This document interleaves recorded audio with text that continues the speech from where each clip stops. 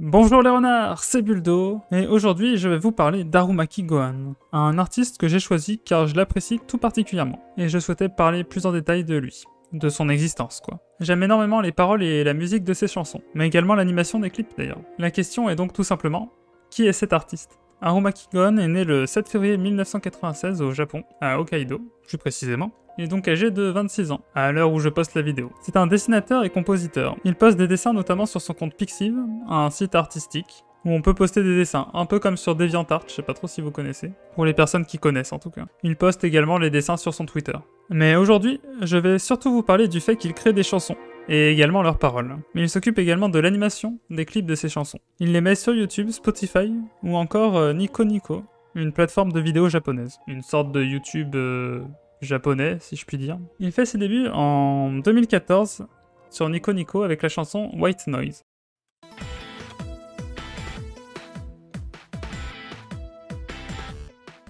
Et sa chanson la plus populaire actuellement est Meltyland Nightmare, qui cumule actuellement 11 millions de vues sur YouTube, et qui est sortie le 16 février 2018.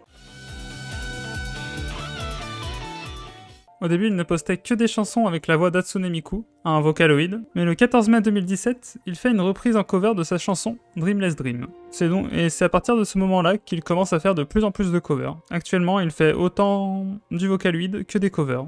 Donc il y a souvent deux versions de ses chansons.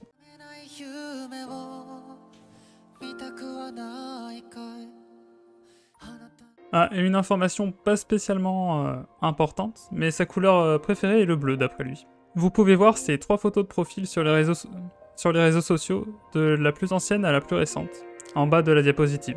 Harumaki Gohan a produit actuellement 5 albums. Blue Ending Nova, sorti le 4 novembre 2016.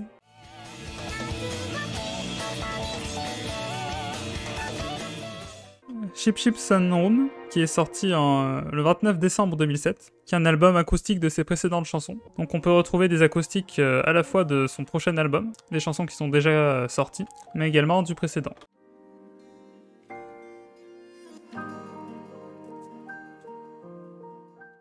Ensuite, le 26 décembre 2018, il sort l'album Neo Dream Traveler.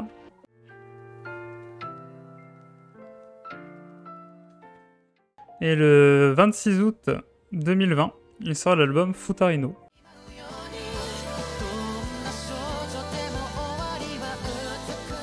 Son dernier album sorti à ce jour est Envie Fantôme, qui est sorti le 27 mai 2022.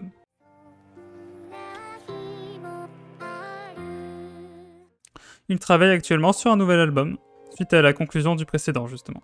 Mais après, j'ai pas plus d'informations à ce jour. Il n'y a pas eu encore de sortie de nouvelle musique. Il crée un studio, le studio Gohan, en 2019, qui est composé d'autres compositeurs et surtout des animateurs, pour l'aider dans la réalisation de ses chansons, surtout les clips. Voici les pages Twitter des membres du studio, tout simplement. Il utilise Clip Studio Paint pour faire ses animations, un outil qui est très utilisé pour faire des dessins et des illustrations, mais aussi de l'animation notamment. Voici un exemple d'animation qu'il a fait justement, de vagues. Harumaki Gohan a utilisé de nombreux vocaloïdes pour ses chansons, surtout le vocaloïde Hatsune Miku. Il accorde la voix du vocaloïde d'ailleurs assez bien, et d'une façon très particulière, ce qui je trouve lui donne un côté assez humain. Mais bon, ça c'est peut-être plus mon avis personnel. En tout cas, je reconnais presque pas le vocaloïde en question. Il a également déjà utilisé d'autres vocaloïdes comme Gumi, Lumi, Flowers, et VY1, j'ai pas du mal à dire le nom, que vous pouvez apercevoir sur la diapositive. Mais le vocaloïde qu'il utilise le plus reste Hatsune Miku. Il l'utilise dans quasiment toutes ses chansons. C'est un vocaloïde commercialisé le 31 août 2007 et qui est actuellement le plus connu et le plus utilisé. Son nom signifie premier son du futur pour l'anecdote. Donc un vocaloïde est un logiciel qui permet de synthétiser du chant en entrant des paroles et une mélodie. Donc le logiciel peut changer la prononciation, ajouter des effets ou changer la dynamique, le ton de la voix, tout ça un peu. Tiens. C'est une voix de synthèse, un peu comme vous voyez la voix un peu comme celle utilisée par Google Traduction pour lire les textes, quoi. Donc, comme je l'ai dit précédemment, l'artiste fait souvent 2 versions de ses chansons, une vocaloïde et une chantée. En voici un exemple avec la chanson Secret de l'album Futarino, qui d'ailleurs a même une version différente entre la version vocaloïde et la version chantée. Enfin, ça suit à peu près la même ligne directrice, mais ce n'est pas le même personnage. Et il y a un parallèle entre les deux chansons.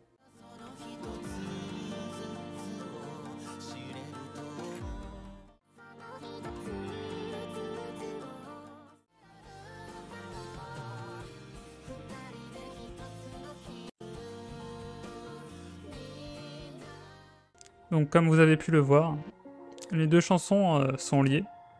Enfin, les deux versions de la chanson plutôt. Donc ce qui est assez intéressant, je trouve. J'aime bien le concept. Une petite info amusante, mais une chanson du nom de Seventina est sortie quand j'avais 17 ans. Elle parle d'une personne de 22 ans, se rappelant quand elle avait 17 ans. D'ailleurs, l'artiste devait avoir 22 ans aussi à cet âge-là. Donc voilà, c'était juste une petite info amusante. J'espère que ma présentation de cet artiste vous a plu. N'hésitez pas à me poser des questions si vous en avez. En tout cas, n'hésitez pas à vous abonner, à mettre un like à la vidéo.